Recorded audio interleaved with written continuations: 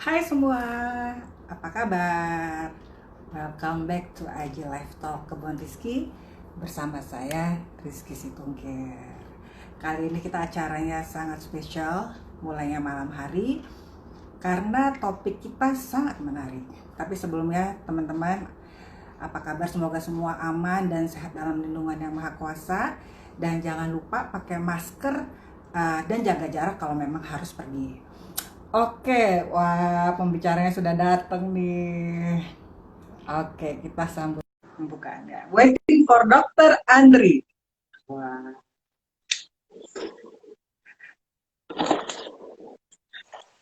Hai dok, Halo, hai Bu. apa kabar? Akhirnya ketemu sama orangnya ya. Akhirnya ketemu di sini ya dok, luar biasa. Dok, Sama ini makanannya aja ya. iya dok, selama ini hanya dari WA aja. Tapi dok, Hmm. sebelum kita mulai, first of all, I would like to say thank you so much dok buat kebaikan hatinya, udah mengganggu semedinya dokter nih. Tidak ada Wah, jadi ada IG ya live nggak talk. apa-apa. Thank you, Aduh, sama-sama sudah diundang di sini juga. ya semoga pembicaraan kita menjadi berkat ya dok. Tapi Ya, dok, tentunya mudah-mudahan. oke dok, sebelum kita mulai acara nih dok, aku SOP-nya itu membicarakan background dari guest speaker supaya orang-orang tahu siapa sih gitu ya. Oke, Oke. Dokter Andri ya, merupakan psikiatris di Rumah Sakit Omni Alam Sutra ya dok.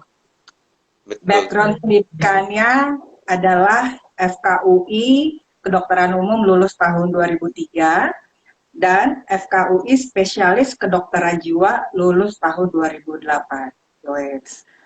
We are the Hmm. yellow jacket dok. Cuma beda fakultas kita. Oh, ya, Ibu dari mana nih? Aku ekonomi jauh. Oh, Umi. Iya. Ya, Dok, calon bos lah itu. amin amin. Dok, jadi gini dok, Ah, kesehatan. Kan kita selama ini hanya membahas kesehatan tubuh ya dok ya. Which ya. is yang common ataupun yang awam di masyarakat itu adalah kesehatan badan, dimulai dari jaga makanan dan olahraga, kesehatan Hmm. fisik ya. Hmm. But the thing, I think ada satu kesehatan yang juga tak kalah penting ya, adalah kesehatan jiwa. Hmm. Nah, mungkin banyak orang yang nggak terekspos nih dok, either karena memang belum aware akan pentingnya kesehatan jiwa, Hmm. ataupun merasa mungkin itu adalah hal yang tabu, ataupun malu kali dok ngomonginnya. Kayaknya kalau misalnya jiwanya nggak sehat, kesannya ya sakit jiwa gitu kan dok. Hmm. Nah, Hmm. kita mau mendengarkan langsung nih dari expertnya nih dok. Apa sih yang dimaksud dengan jiwa yang sehat itu dok? Bisa nggak sih cerita kepada kita atau sharing mengenai Ya. kesehatan jiwa ini dok? Ya, Silakan dok. sebenarnya kalau misalnya kita berbicara tentang kesehatan, itu sebenarnya dari Badan Kesehatan Dunia WHO juga memberikan definisi bahwa sehat jiwa itu adalah bagian yang tidak terpisahkan dari kesehatan secara keseluruhan. Jadi, no health without mental health ya. Jadi tidak ada kesehatan tanpa kesehatan jiwa. Maka daripada itu dikatakan di WHO sendiri bahwa kesehatan itu bukan hanya tidak adanya gangguan fisik ya, Hmm. tetapi juga adanya suatu kebahagiaan ya, atau kalau istilahnya itu well-being lah, perasaan apa ya, kalau well-being itu bahasa Indonesianya itu uh, sejahtera ya, seperti itu. Nah, tapi kalau kita bicara tentang kesehatan jiwa secara spesifik, ada beberapa hal yang dianggap sebagai sesuatu yang bisa dianggap itulah sehat jiwa, yaitu orang itu merasa bahagia gitu ya, merasa bahagia. Jadi ketika kita merasakan kebahagiaan itu artinya kita sudah cukup sehat jiwa ya, mampu menghadapi tantangan hidup. Itu juga selanjutnya. Kemudian dia bisa berpikir positif terhadap dirinya dan orang lain. Begitu. Dan ini yang juga seringkali dikatakan kepada beberapa orang bahwa ketika orang itu merasa sehat, merasa bahagia, dia mampu menghadapi tantangan hidup, dia bisa berpikir yang positif tentang diri dia dan orang lain, itu dianggap sudah mengalami suatu kondisi yang disebut sehat jiwa. Namun demikian, sehat jiwa ini sifatnya itu dinamis, Bu. Jadi dia tidak bisa, artinya tuh kadang-kadang orang bilang, kok kadang-kadang saya juga nggak stabil ya. Tidak dalam kondisi seperti itu. Nah, itu sesuatu hal yang wajar. Jadi bukan berarti orang yang mengalami sehat jiwa tuh akan sehat terus, jiwanya tuh enggak. Kadang-kadang saya sendiri juga merasakan ada saatnya saya tidak bisa berpikir positif gitu tentang orang lain. Ya, tentang diri saya mungkin saya bisa berpikir positif, tapi saya agak sulit gitu ketemu sama orang yang seperti ini tuh. Jadi saya agak berpikir negatif misalnya. Itu sebenarnya artinya saya belum berada dalam kondisi yang stabil sehat jiwanya. Tapi itu sesuatu hal yang dinamis. Jadi kalau misalnya kita merasa kesejahteraan jiwa, maka banyak dari konteks itu kita terjadi dalam hidup kita. Ya mungkinlah sekitaran 80% lah kalau kita melihat kondisi itu. Itu yang disebut keadaan sehat jiwa. Gitu. Jadi sebenarnya sehat yang holistik, yang the whole itu termasuk sehat jiwa kan ya dok ya? Dalam arti bukan hanya fisik, tapi juga jiwa. Oke, but the thing is gini, pertanyaannya gini dok. Oke, kalau sehat fisik itu gampang untuk dilihat karena visible. Let's say for example, mungkin secara umum bisa cek lab istilahnya, apakah kolesterolnya tinggi, apa diabetesnya tinggi, dan you know what to do, ya kan? Sekarang kalau jiwa ini kita ngomong ini agak susah karena invisible gitu ya dok. Apakah ada kategori atau pre-screening evaluasi untuk ini sebenarnya nih saya dalam keadaan sehat atau enggak sih? Atau misalnya mungkin gini, kalau fisik kan dok, biasa kita mengalami gejala flu. Ada flu ringan, ada flu berat. Nah, maksudku saya gimana dengan dunia kesehatan jiwa ini sendiri dok? Kayaknya agak-agak complicated ya menurut aku. Oh, enggak juga. Sebenarnya sekarang ini sudah makin tambah orang itu memahami kesehatan jiwa. Namun mungkin yang tadi di depan kita bicarakan adalah orang tuh seringkali mempunyai stigma terhadap masalah kejiwaan. Seolah-olah masalah kejiwaan itu hanya berkaitan dengan kalau orang itu sudah mengalami gangguan jiwa berat atau kegilaan. Tetapi ketika dia dalam konteks yang biasa, itu mereka tidak menyadari hal tersebut, gitu. Dan kalau misalnya kita mendiagnosis, sebenarnya tuh banyak banget. Jadi kalau misalnya untuk awam, seperti teman-teman yang sekarang lagi live di sini, itu bisa menggunakan SRQ-20. SRQ-20 itu adanya dari Kementerian Kesehatan. Jadi itu memang lebih cenderung untuk mendeteksi apakah kita mengalami gejala depresi atau tidak, ya kan? Kemudian kalau misalnya usia lanjut, kita menggunakan Mini Mental State Examination. Jadi ada yang MMSE, itu buat yang udah usia lanjut gitu ya. Kemudian juga buat anak-anak, itu ada juga. Jadi sebenarnya banyak sekali alat-alat yang bisa diberikan. Namun demikian, kalau di dalam konteks kedokteran, ya dalam hal ini kedokteran jiwa, maka orang itu mengalami gangguan kejiwaan ketika dia sudah mengganggu fungsi pribadi dan sosialnya. Jadi harus ada kondisi tersebut, ada gangguan pada fungsi pribadi dan sosialnya. Karena contohnya aja yang paling gampang tuh gangguan cemas. Orang itu cemas itu banyak. Orang cemas itu kan sesuatu hal yang wajar. Karena cemas adalah cara kita merespon terhadap situasi yang tidak stabil. Tapi ketika kita cemasnya sampai mengganggu kehidupan kita ketakutan, nggak mau keluar rumah, khawatir kenapa-napa, khawatir segala macam, dan hal-hal itu mengganggu, maka itu sudah dianggap gangguan gitu. Nah, untuk gangguan sendiri itu batasnya firm nggak sih dok, atau normatif gitu loh? Ya, memang inilah salah satu kesulitannya kalau di bidang kesehatan jiwa. Artinya, seperti tadi Bu Rizky bilang di depan, bahwa kalau misalnya kita anggaplah tipes saja ya. Dulu waktu zaman saya masih sekolah kedokteran, mungkin tifus kita periksa pakai Widal, ya. Kemudian kita lihat berapa nih Salmonella typhosanya, A, B, H-nya berapa gitu ya. Kita bisa lihat, oh dia kena tifus kalau dia masuknya ke rentang ini. Tapi kalau misalnya sekarang makin tambah lagi, udah bagus pakai tubek gitu ya. Tapi kalau kejiwaan itu dia nggak bisa diukur. Jadi sampai saat ini memang belum ada suatu pemeriksaan laboratorium yang khusus bisa mendeteksi bahwa oh nih kalau dia cemas dia akan meningkat ininya. Kalau misalnya dia depresi akan meningkat ininya. Memang ada beberapa penelitian misalnya terkait dengan penggunaan teknik laboratorium untuk pemeriksaan kortisol. Tapi ternyata tidak serta-merta orang yang depresi itu kortisolnya naik, gitu kan? Atau kortisolnya meningkat begitu. Tapi kalau sebagai dokter, bagaimanapun kita suka bilang bahwa yang paling penting adalah klinis. Jadi kita tuh datanya dari klinisnya. Gejalanya itu yang ada, yang paling dilihat pada saat terjadinya kondisi pertemuan antara dokter dengan pasiennya, kayak gitu. Itu berarti memang harus diagnose secara yang memang harus ke rumah sakit gitu ya dok ya. Betul. Nah ini juga untuk mengingatkan teman-teman, jangan suka self-diagnosis. Karena untuk mencapai suatu suatu diagnosis pasti di dalam kondisi kejiwaan itu butuh waktu dan butuh pengalaman. Ya gold standarnya itu adalah si dokternya itu.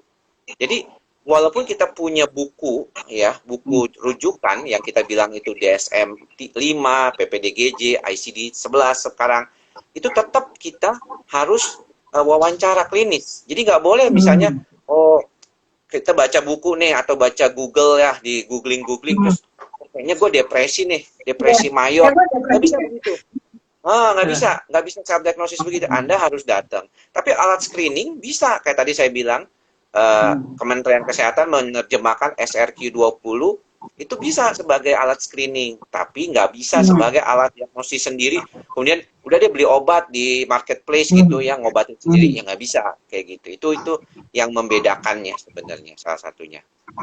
Exactly. Contoh kayak misalnya orang udah sakit kolesterol, ya dia harus internis cek ke dokternya gitu ya dok. Termasuk yang dokter jiwa itu dia bisa, ya namanya juga sekolah ya dok, beda sama Google ya. Oh ini kayak gue sakit ini nih gitu kan, minum obat itu agak sedikit berbahaya kayaknya dok ya.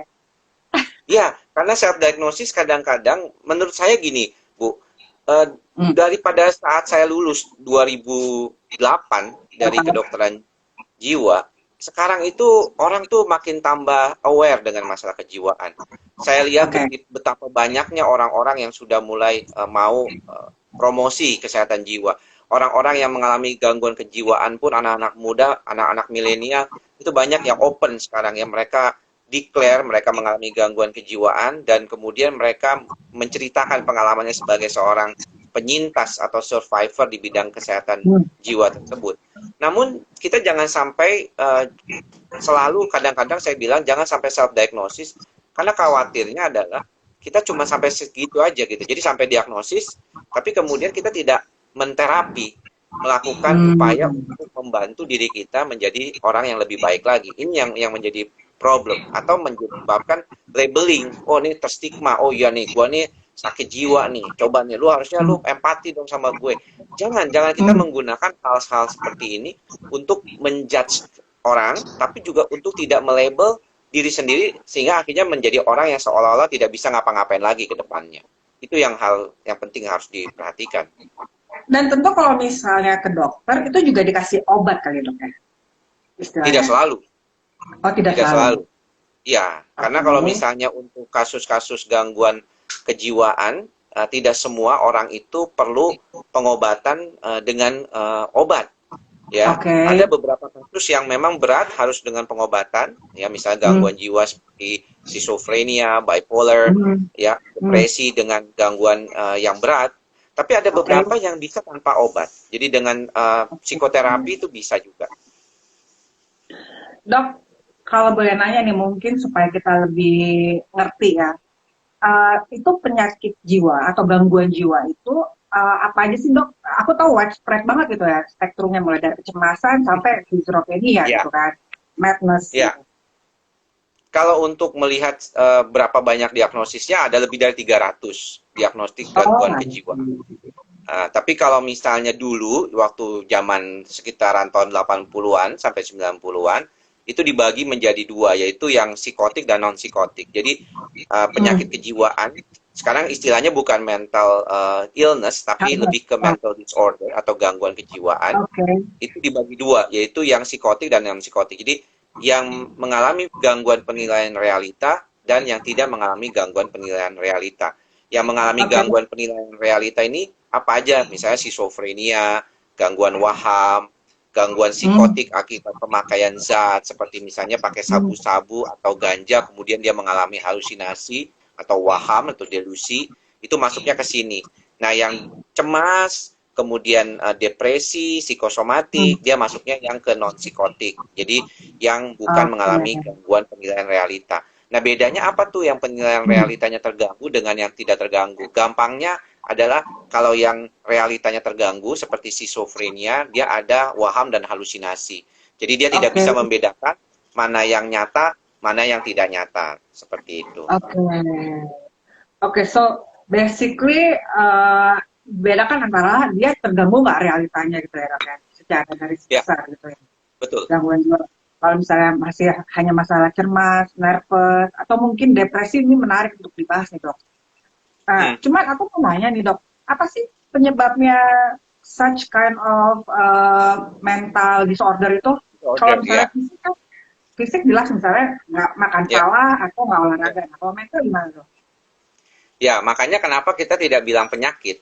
Karena Oke. kalau misalnya penyakit itu biasanya kalau di kedokteran itu ada penyebabnya, penyebab pastinya, misalnya virus, ya kan? Makanya disebut penyakit COVID misalnya, karena ada Hmm. virusnya COVID, SARS Hmm. apa namanya SARS-CoV-2 gitu ya, COVID-2. Nah, kemudian kalau tipes ada penyebabnya Salmonella Hmm. typhosa.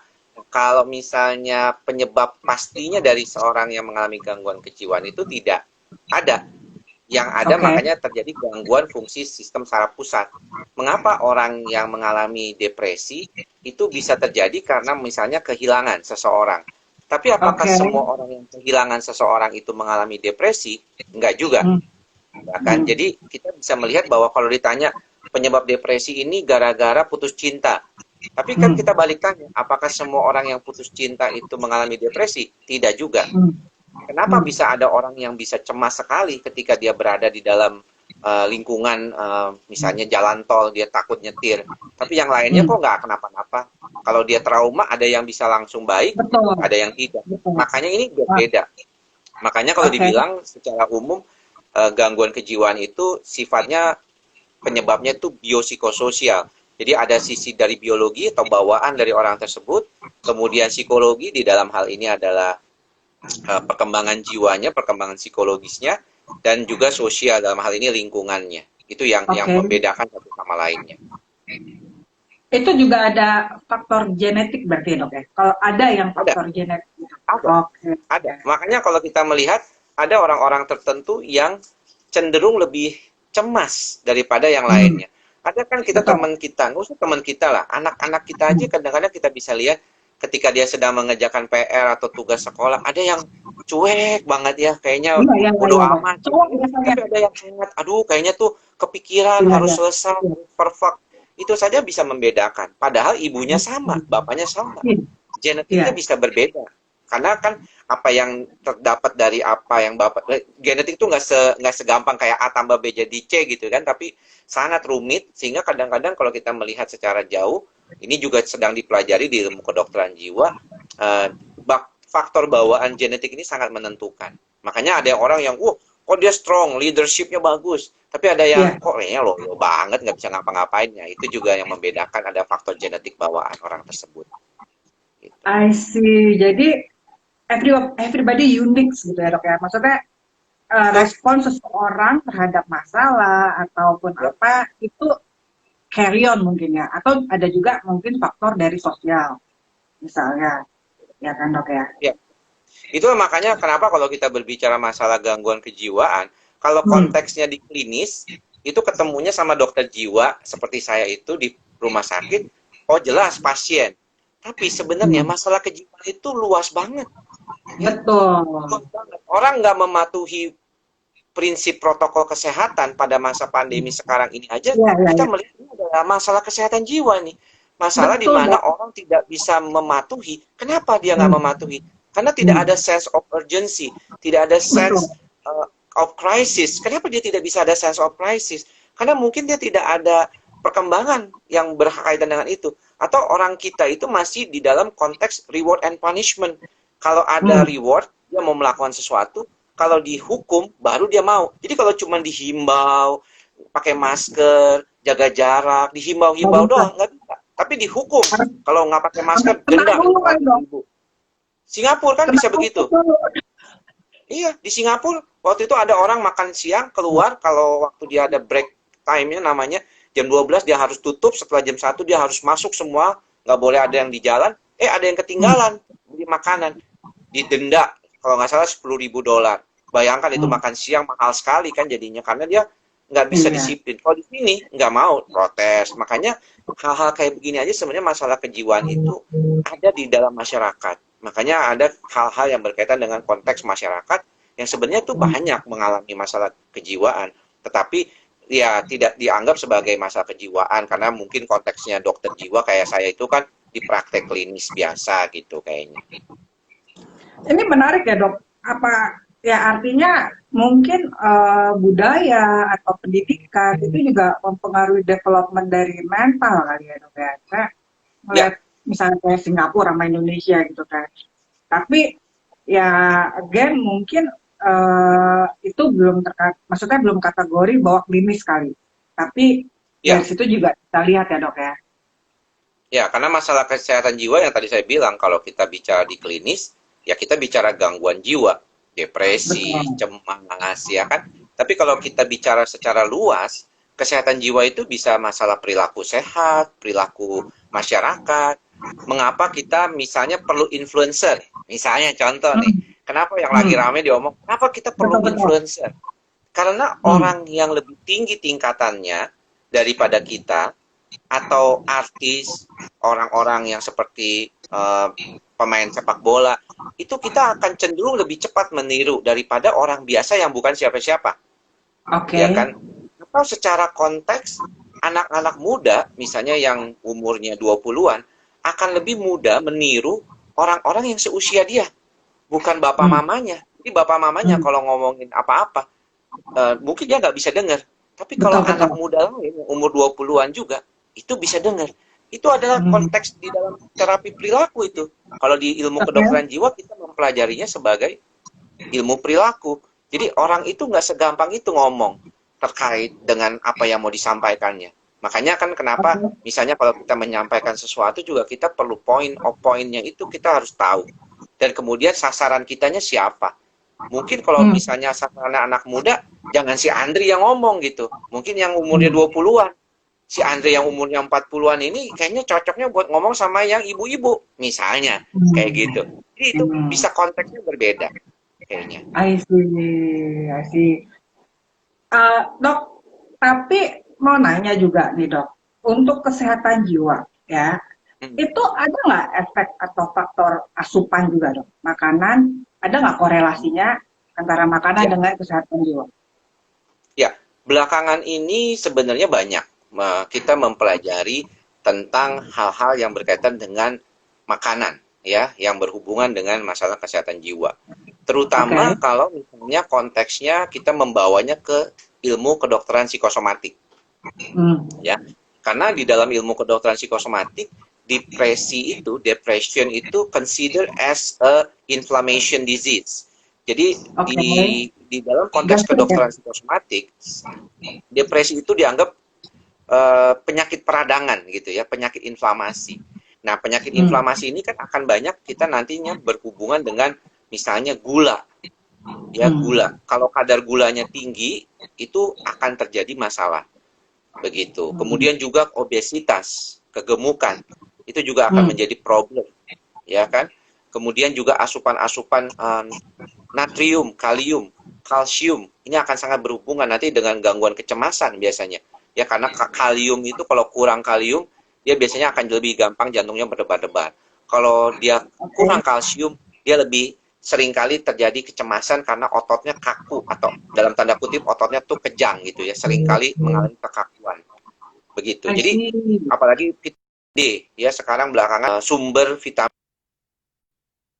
yang sering kali menjadi pusat perhatian dalam penelitian. Kemudian omega 3 itu juga salah Hmm. satunya. Jadi asupan-asupan seperti ini sebenarnya dari masalah keseimbangan karbohidrat, protein dan lemak, kemudian juga suplementasi sangat sangat sering dibahas di dalam ilmu kedokteran jiwa belakangan ini. Jadi ada lah ya dok ya korelasinya antara asupan dengan Ada benar. ada. Nah, mungkin sedikit introduction ya dok, si Kebun Rizky ini kan juga istilahnya menggusung health issue. Nah, mungkin kita menyediakan makanan yang lebih friendly dan healthy in term of sayurnya organik, nggak pakai pesticide, nanam sendiri, dan makanan olahan dari kalen dok. Kan dokter udah pernah nyoba ya? Enak kan dok? Ya. Enak. Nah, enak kan? Nah, itu enak. Untuk istilahnya supaya anak-anak makan sayur nih, karena kan anak-anak masa pertumbuhan. Karena nggak suka sayur ya, banyak tuh. Ya, gitu. Jadi mendengar dari cerita Dokter Andri sendiri bahwa memang ada korelasinya antara makan sehat dengan kesehatan tubuh ya dok ya. Iya. Termasuk Karena sebenarnya tidak. Kalau dulu kan kita suka mendengar istilah mens sana in corpore sano, ya kan? Betul. Di dalam tubuh yang sehat terdapat jiwa yang kuat gitu. Jadi sebenarnya ini konteks yang dari dulu sudah diungkapkan, tapi kita kadang-kadang lupa. Ya, kadang-kadang kita lupa. Ya, jadi sekarang aja kalau kita melihat 10 tahun terakhir misalnya contoh obesitas saja. Obesitas itu kan sekarang jadi penyakit. Ya, jadi istilahnya penyakit. Jadi orang yang gemuk. Kalau dulu kan orang seneng gitu, ih bayi bagus, montok, gemuk gitu ya, lucu gitu ya. Tapi sekarang tuh harus hati-hati karena ada beberapa yang jadi obesitas ke depannya. Ini yang perlu diperhatikan terkait dengan hal tersebut. Dok, sorry, tadi kan mens sana in corpore sano ya, di dalam tubuh yang sehat terdapat jiwa yang kuat ya. Sedangkan tadi dokter bilang jiwa yang sehat itu juga mempengaruhi fisik gitu ya dok ya. Ini duluan mana nih dok? Jiwa yang sehat mempengaruhi fisik apa? Artinya? Ya, kalau dari bidang ilmu kedokteran jiwa, khususnya bidang psikosomatik yang saya kuasai, itu sebenarnya tidak bisa dipisahkan. Jadi mind and body collide, ya, jadi saling berkaitan. Nggak bisa kita misalnya mementingkan kesehatan jiwanya aja, tapi nggak mementingkan kesehatan fisik. Jadi harus berjalan bersama-sama.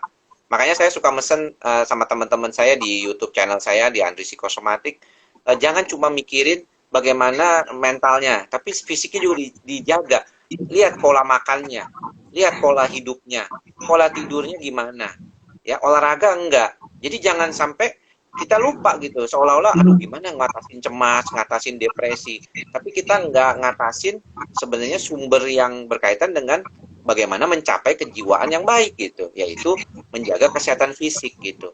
Dan salah satu cara kalau saya ngobrol sama anak-anak muda, Anda nggak usah mencintai orang lain dulu, saya bilang, cintailah diri sendiri. Pertama kali supaya sehat jiwa apa? Cintailah diri sendiri. Dan cara mencintai diri sendiri adalah dengan menjaga kesehatan fisik dan mental. Gitu. Keren banget dok, asli. Itu jawabannya very komprehensif. Menjawab gitu loh dok. Ya kan? Dan ini sebenarnya teman-teman nih dok, saya ignore aja nih dari tadi pertanyaannya berat-berat banget nih. Istilahnya, ya, waduh. Beberapa ada yang...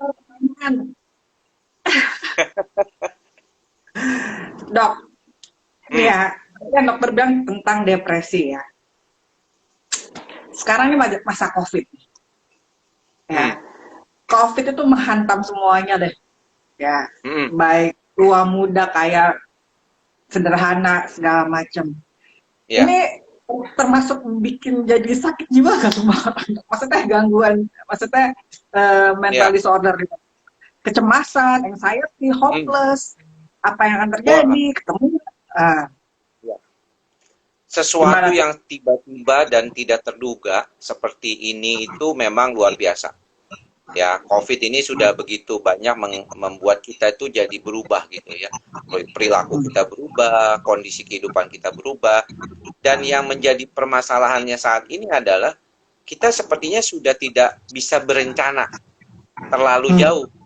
Jadi kalau dulu kan kita misalnya, oh gue mau tahun depan mau jalan-jalan, mau bikin acara gitu ya, mau bikin ini, mau bikin itu. Nah sekarang itu kita nggak bisa begitu. Karena kita suka kehambat, tiba-tiba ada, misalnya di Tangerang aja, kita sekarang ada lagi pembatasan. Jadi nggak boleh buka toko lebih dari jam, toko makanan ya, nggak boleh lebih dari jam 6. Teman-teman di Bogor juga merasakan itu. Tadinya udah bebas, sudah agak dibuka PSBB. Jadi hal-hal seperti ini yang kayaknya membuat uncertain. Nah, ketidakpastian itu yang membuat seringkali kejiwaan kita tuh mudah terganggu. Karena kita nggak merasa secure, nggak merasa aman. Sedangkan untuk meningkatkan daya tahan mental seseorang, yang paling salah satu utama yang harus dipenuhi adalah perasaan safety, perasaan aman, perasaan dia bisa kontrol. Nah, ini yang tidak terdapat pada kondisi saat ini.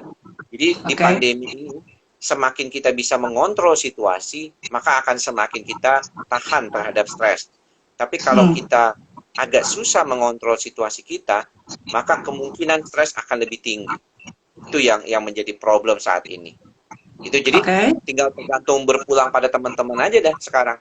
Kalau merasa teman-teman sekarang kayaknya lost control, banyak hal-hal yang tidak tercapai, kemudian banyak hal-hal yang tidak bisa direncanakan ke depan, tujuan hidup menjadi blur atau menjadi buram, nggak lama lagi juga stres. Coba. Kayak semuanya udah pada stres itu. Tapi itu dia kembali lagi kepada genetik kita tadi tuh dok ya, responsif seseorang terhadap masalah yang dokter bilang tadi kan. Itu pada hal-hal yang bisa kita lakukan. Jangan hanya fokus pada solusinya tuh, kepada solusi fokus kita saat ini. Jangan hanya pada masalah saja.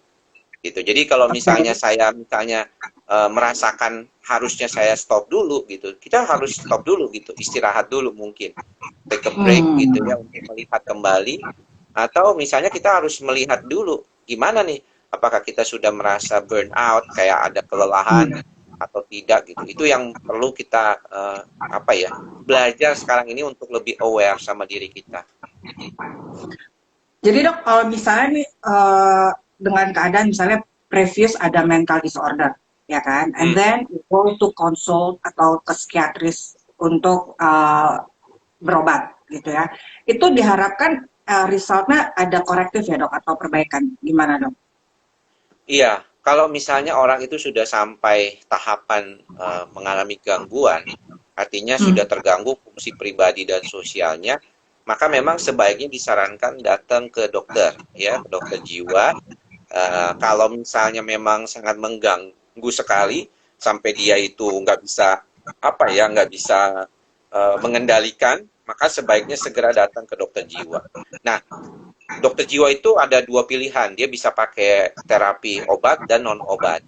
Nah, kalau saya memang karena banyak bergerak di bidang psikosomatik, maka biasanya saya pakai obat karena gejala-gejala fisiknya itu kita harus kendalikan dulu. Kemudian kita coba untuk membantu dia supaya lebih stabil buat kedepannya. Nah, itu menggunakan pengobatan.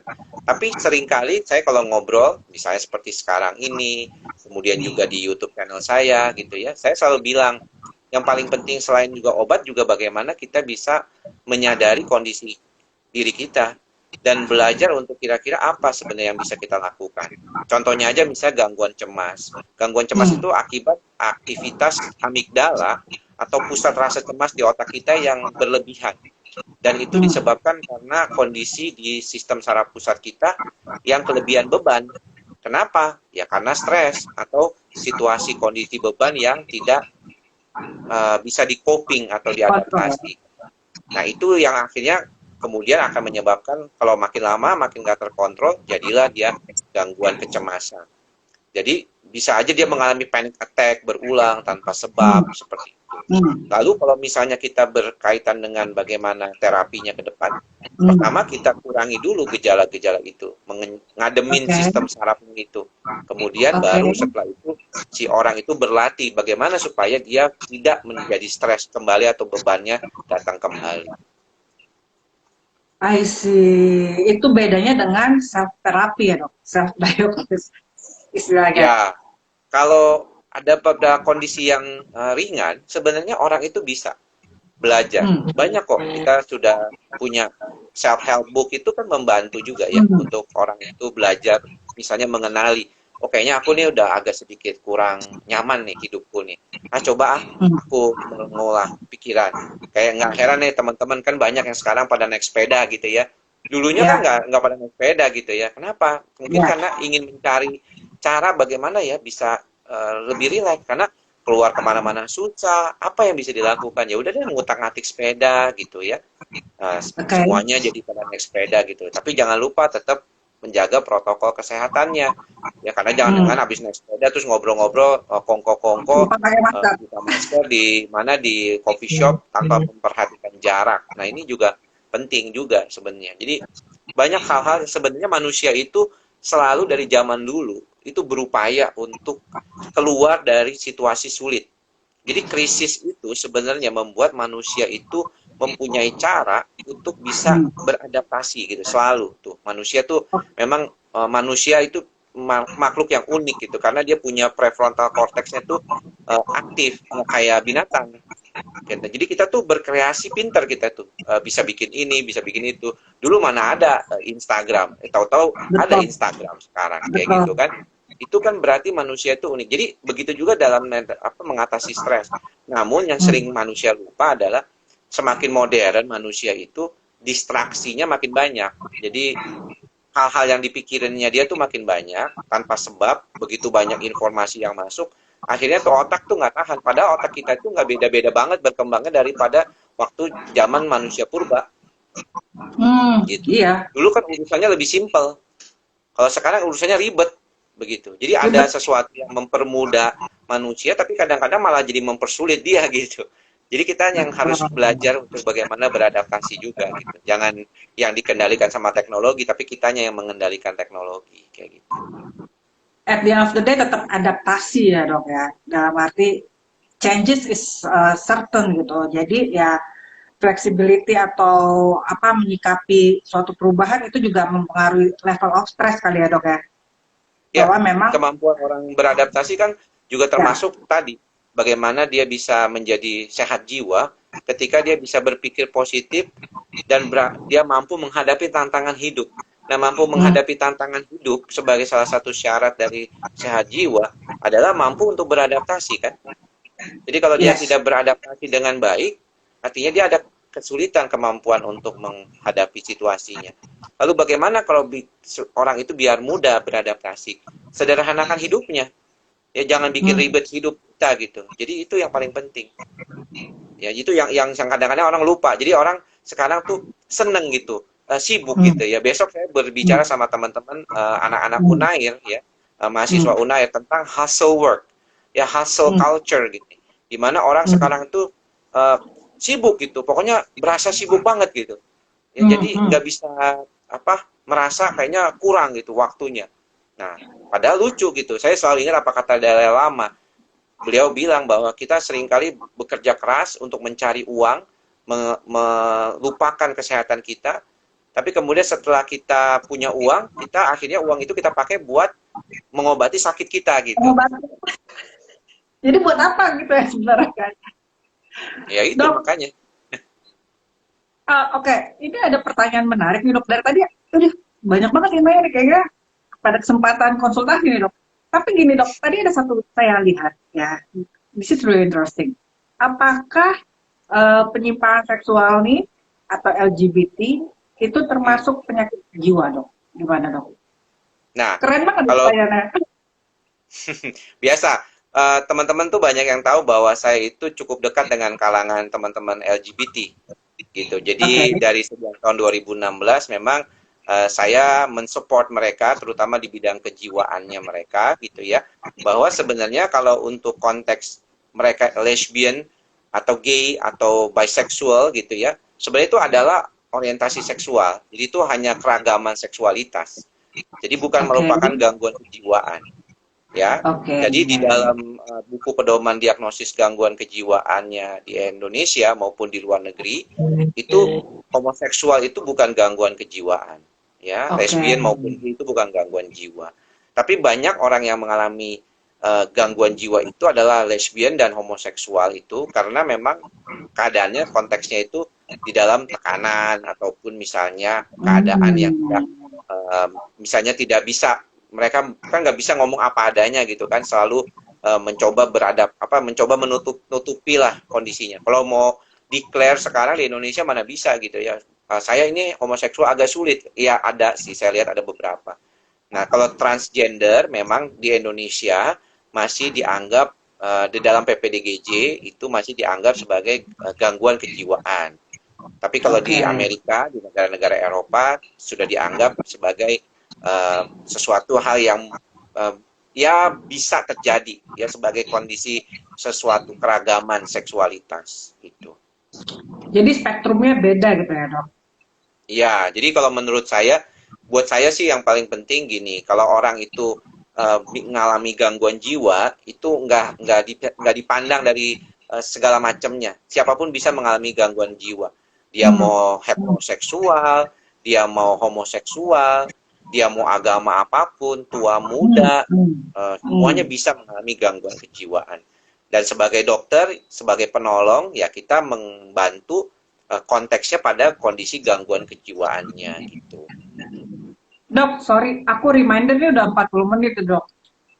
Kan ada limit time-nya 40 menit. Aku reminder, tapi boleh sedikit lagi ya, Dok ya? Ini ada Ya, nggak apa-apa. pertanyaan-pertanyaan. Nggak Kita apa-apa ya, Dok ya? iniin aja Boleh nih, ya? mumpung masih ada, nggak apa-apa sih, sampai jam 9 nggak masalah.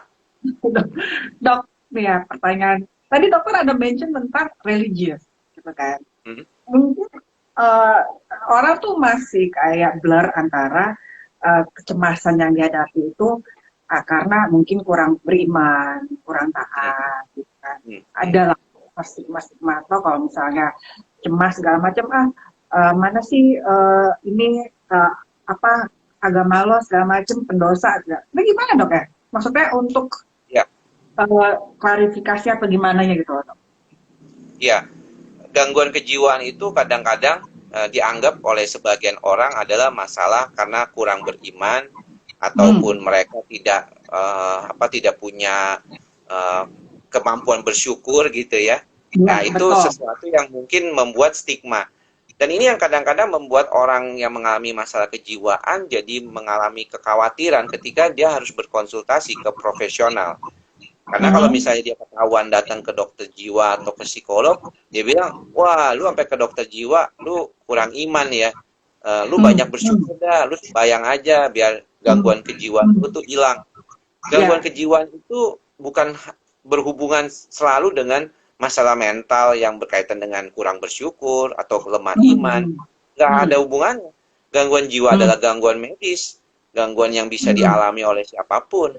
Ya, jadi orang yang beriman, kalau saya boleh ngomong gitu ya, banyak sekali orang yang merasa dianya sudah beriman, dia sudah melakukan sembahyang yang sesuai dengan agamanya, itu juga mengalami masalah kejiwaan. Ya, pemuka agama juga ada yang mengalami gangguan kejiwaan, dokter juga ada yang mengalami kejiwaan, psikolog juga ada, dokter jiwa juga ada yang mengalami gangguan kejiwaan. Jadi siapapun bisa mengalami gangguan kejiwaan dan bukan di dalam konteks dia tidak bersyukur atau tidak beriman. Namun kalau misalnya pendekatannya juga sebenarnya kalau pendekatan spiritual religi di dalam konteks keagamaan juga terdapat kok hal-hal atau cara-cara yang bisa membuat kita lebih sehat jiwa. Banyak yang bisa dilakukan.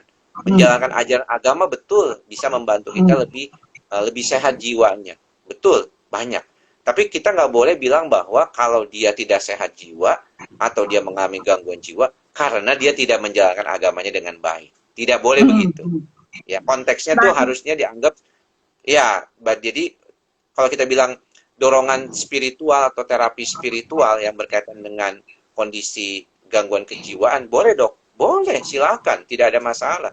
Karena di dalam konteks agama sendiri banyak sekali hal-hal yang bisa dilakukan gitu untuk membantu kita lebih sehat jiwa.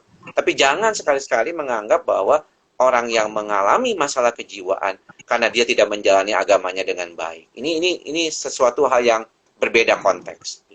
Exactly. Jadi stigma itu benar-benar harus diluruskan gitu ya dok ya. Dalam arti jiwa, kesehatan jiwa is a very different species gitu loh dok. Artinya ilmu sendiri nih gitu loh. Seperti masalah tubuh ya kan. Ada sakit flu. Ya.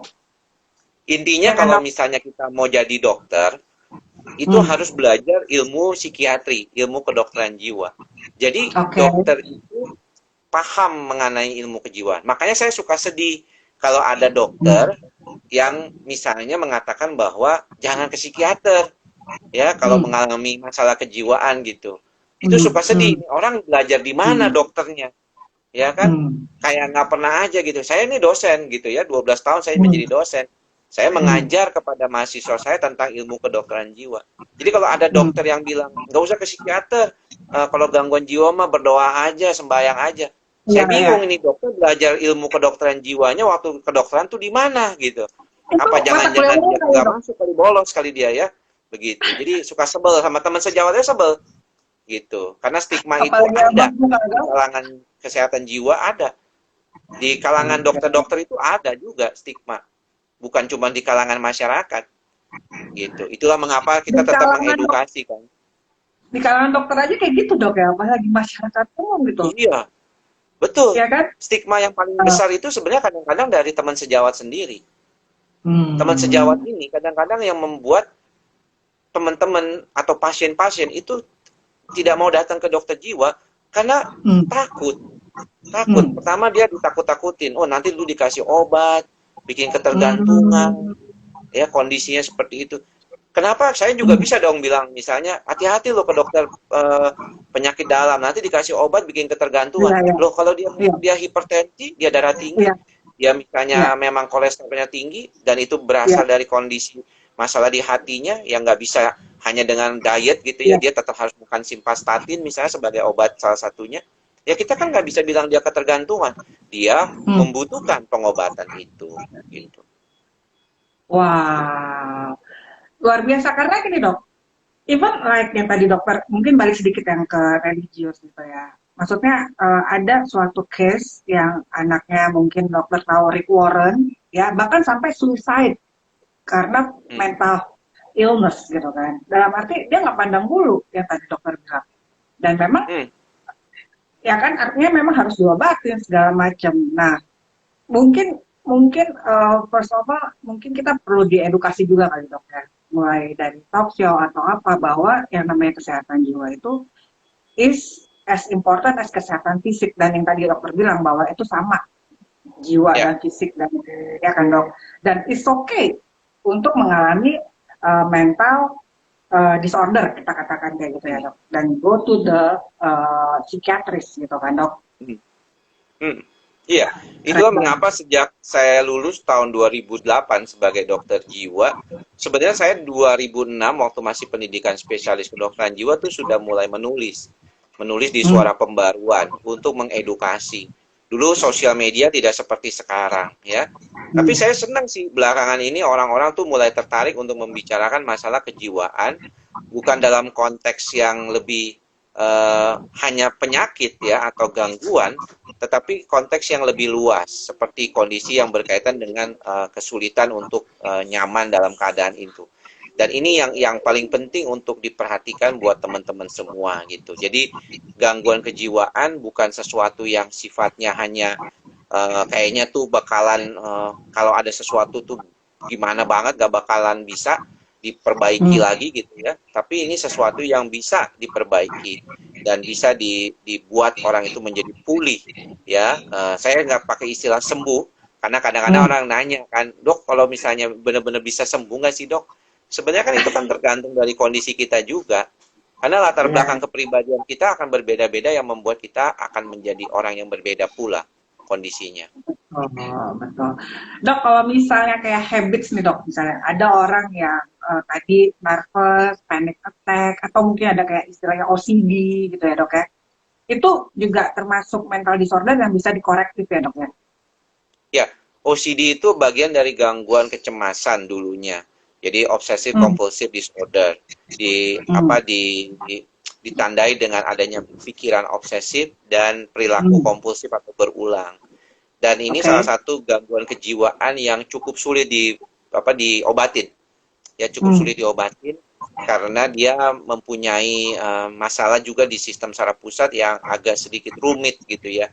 Dan pengobatannya biasanya dengan obat-obatan juga biasanya dosisnya lebih besar. Makanya teman-teman suka tanya, kok dosisnya gede banget saya dikasih obatnya dok Hmm. sama dokter gitu, sampai 2-3 kali lipat. Hmm. Ya betul, itu memang salah satu gangguan yang perlu penanganan khusus ya di dalam keadaan kondisinya. Dan jangan sampai melakukan self medication. Ini buat teman-teman yang mendengarkan kadang-kadang suka nanya, dok, obatnya apa dok?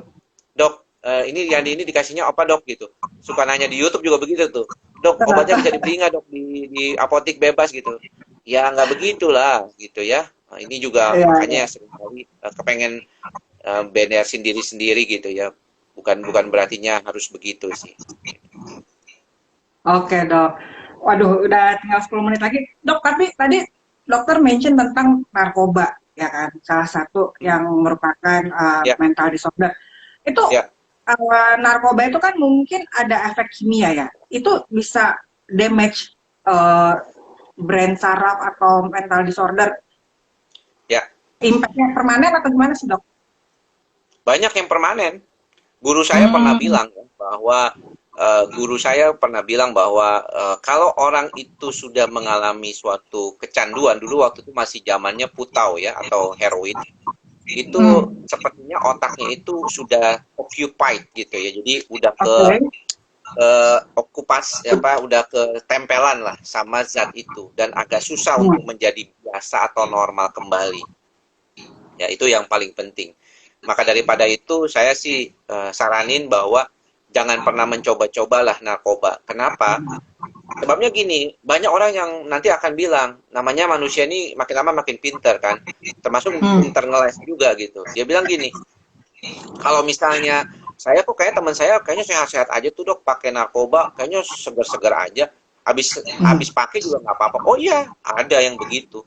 Saya punya pasien, cuman minum, cuman pakai ganja sekali, ngisep sekali, Hmm. terjadilah Hmm. halusinasi yang Hmm. nggak hilang setelah lepas Wow. dari ganjanya tersebut. Tapi nggak semua orang pakai ganja begitu kan dok? Iya, saya tahu. Tapi kan kita nggak pernah tahu. Kita nih nggak Iya. pernah tahu. Walaupun kondisi otak kita seolah-olah kita nih sehat, bagus, oke gitu ya. Tapi kita nggak pernah tahu batasan mana kita bisa mengalami masalah kejiwaan. Makanya itu What? selalu kita Hmm. tuh self awareness itu dipentingkan. Mindfulness-nya kita tuh ditingkatkan. Supaya apa? Supaya kita bisa memahami kalau keadaan kejiwaan kita nih kapan kita harus istirahat, kapan kita Betul. harus stop dulu gitu. Jadi memahami benar-benar lah baik-baik tentang kesehatan jiwa kita ini. Jadi dok tadi kalau misalnya yang dokter bilang udah kena ke brain, berarti kalau brain itu ada rusak atau damage, pasti ke mental juga kali dok ya? Itu biasanya kan ada namanya gangguan mental organik. Jadi ada Oke. gangguan mental organik itu kayak stroke. Orang kalau kena stroke, kemudian Aha. demensia, itu kan ada Hmm. kerusakan organnya, Ya, kemudian terjadi juga ada kerusakan gangguan pada perilaku. perilakunya. Kalau misalnya bagian otaknya yang kena itu misalnya bagian yang mengatur perilaku, mengatur rasa Hmm. senang gitu. Nah, kalau misalnya narkoba itu kan jelas, kalau kita kan narkoba itu kan tujuannya untuk memodifikasi ya menstimulasi bagian-bagian otak misalnya supaya jadi senang dengan menggunakan Hmm. amfetamin atau Hmm. metamfetamin gitu ya jadi Hmm. senang joget pakai ekstasi seperti itu kan artinya Hmm. memanipulasi. Nah, Hmm. sayangnya manipulasi ini kadang-kadang menimbulkan suatu bekas ataupun suatu kerusakan yang sifatnya Hmm. bisa permanen gitu. Hmm. Saya nggak bilang pasti permanen karena otak itu ada Hmm. neuroplastisitas atau ada yang Hmm. namanya tuh brain plasticity. Jadi otak itu Oke. tuh terus bergerak, terus memperbaiki diri. Tapi kan kita Hmm. nggak pernah tahu kondisi seperti itu. Ya termasuk Betul. kayak ngerokok aja kan orang tahu banget susahnya berhenti merokok kalau yang sudah Hmm. kecanduan. Ya kan Hmm. kenapa bisa begitu? Karena nikotinik di otak itu di dopamin sistem itu terus-terus memanggil kalau dia berhenti Oke. gitu. Jadi itu yang paling penting sebenarnya. Wow, dok. Ini kayaknya semua pertanyaan udah hampir kejawab nih, dok. Istilahnya mulai dari religius, narkoba, orientasi seksual, hubungannya dengan kejiwaan gitu ya, dok. Mungkin Hmm, nanti ini kan ada relaynya, bisa teman-teman lihat dan lebih, oh oke, artinya jiwa yang agak sedikit disorder, it's okay, kan ada mild, ada heavy gitu kali ya, dok ya, masih bisa hmm, dikorektif. That's why go to check your mental healthness gitu ya dok. Jadi tadi kata ya. dokter Andri, when to go to the psychiatrist, kapan waktunya untuk pergi ke psikiatris? ketika udah mulai mengganggu kehidupan ya dok ya, Ya, dirasa. saya kira sekarang ini orang mulai bisa datang ke dokter jiwa atau psikologis ya, seperti itu ketika dia sudah mengalami masalah kejiwaan yang mengganggu kehidupannya. Ya, itu yang Hmm. paling penting. Karena bagaimanapun Hmm. di zaman sekarang ini, di mana semua serba cepat, di mana semua serba harus segera, ya orang takut ketinggalan ya seolah-olah itu kita memang seringkali mudah atau rentan mengalami masalah kejiwaan kalau kita tidak menyadari. Tapi kalau teman-teman di sini bisa menjaga kesehatannya dengan Hmm. baik, kemudian kesehatan jiwanya dengan bagus, aware gitu ya, tahu kapan berhenti, tahu kapan beradaptasi, itu saya kira kita tidak perlu datang ke dokter jiwa, kita bisa melakukan self terapi sendiri gitu ya. Kita melakukan meditasi, kita zikir, kita berdoa rosario ya, atau kita melakukan upaya-upaya relaksasi, melakukan hobi, ya berkebun misalnya contohnya ya, itu Betul kan dok, semua hal-hal yang terapi sangat menyenangkan dan bisa ya. menjadi terapi gitu. Itu yang penting. Jadi jangan jangan kesannya ngelihat saya tuh pasti nih dokter Andri pasti kasih obat gitu ke si Hmm. dokternya. Ya kalau ke saya memang dikasih obat karena saya ketemunya pasien-pasien yang gangguan berat begitu ya. Tapi kalau Hmm. ngobrol sama ibu ini, ibu Rizky sama teman-teman yang lain kan saya juga bisa bicara tentang non obatnya gitu. Bagaimana cara mengenalinya. Cuman jangan salah, kadang-kadang kita ini suka maunya cepet-cepet, termasuk Betul dalam dok. pengobatan. Maunya cepet beres, cepet baik. Ya, makanya nggak heran saya suka kaget. Suka beli antibiotik sendiri, baru pilek 1 hari, udah beli Hmm. antibiotik gitu. Ya ampun, saya bilang itu mah nggak usah kali gitu. Jadi jangan suka menterapi diri sendiri dengan kemampuan yang kurang gitu. Waduh dok, ini kayaknya aku harus menyudahi nih dok, karena kalau nggak kepotong Hmm. dan udah tinggal 4 menit lagi soalnya dok. Ya, Oke, nanti dok, disimpan aja. nanti sesi pribadi aja dok. Tapi Hmm. dok, dokter Andi, we very grateful and thank you dok buat kebaikan hati Ya, dokter, sharingnya yang very very concise dan jelas ya dok ya, nothing hidden ya. istilahnya, as it is, dan istilahnya mungkin supaya berguna buat teman-teman juga untuk melihat Hmm. informasi yang dari dokter Andri gitu ya dok. Last but Hmm. not least nih dok, ada nggak tips dan saran buat teman-teman nih dok sebelum kita akhiri? Ya, salah satu yang sering saya ingatkan buat teman-teman adalah seringkali itu kita sudah menyadari apa yang mesti kita lakukan di dalam kehidupan kita, tapi kita tidak mengambil langkah untuk melakukan hal-hal yang baik itu. Jadi saya suka mengingatkan teman-teman muda, kalau Anda sudah tahu apa yang Anda harus lakukan, dan kita yakin dengan kondisi sekarang banyak kita tahu, lakukanlah, jangan tunda. Itu yang penting. Termasuk bagaimana kalau kita mengalami masalah kejiwaan, datang ke dokter jiwa, jangan tunda. Hmm. Timing is also important ya dok ya. Artinya jangan sampai Betul. kelewat severe atau parah nggak bisa diobati lagi gitu. Ya, semakin cepat semakin baik tentunya. Ya, kalau nggak salah tingkat paling tinggi level beratnya itu suicidal thoughts kali dok ya. Yang di dokter Enggak, atau suicidal apa? thought bisa terjadi pada pasien depresi. Jadi Oke. itu sebenarnya adalah gejala-gejala. Dan kalau kita bilang depresi dengan salah satu kegawat daruratan psikiatri memang kan adalah gangguan depresi dengan ide-ide bunuh diri yang kuat. Hmm. Itulah mengapa banyak hal-hal yang kita lakukan. Tapi memang perkembangan ilmu kedokteran jiwa sangat pesat belakangan ini. Tapi kita perlu hati-hati juga ya, tetap menjaga kesehatan jiwa kita. Jangan sampai perlu ke dokter jiwa lah. Jangan sampai ketemu saya lah kalau bisa. Itu Gak penting. apa-apa lah dokter, baik soalnya membantu. Tapi dok, ini kayaknya depresi ini satu topik yang menarik khusus satu nih. Tapi sementara nih dok, I think it's all already in the table. Semuanya udah di meja, udah dibahas segala macam. Dok, tinggal 1 menit nih dok. Aku mau ngucapin thank you so much dok buat waktu Ya, dan kesediaannya. Salam buat Mbak Feby. Anytime dokter perlu kalian nih dok atau makanan, just call me dok. So happy makasih can banget. serve you. Enak nih kalinya dari kebun Rizkinya.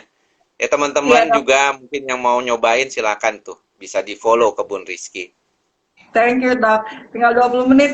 Thank you again, Dok. Selamat malam ya, Dok ya. Ya, Terima terima kasih kasih Bu atas Rizky. waktunya. Ya, thank you semuanya. Bye. Bye.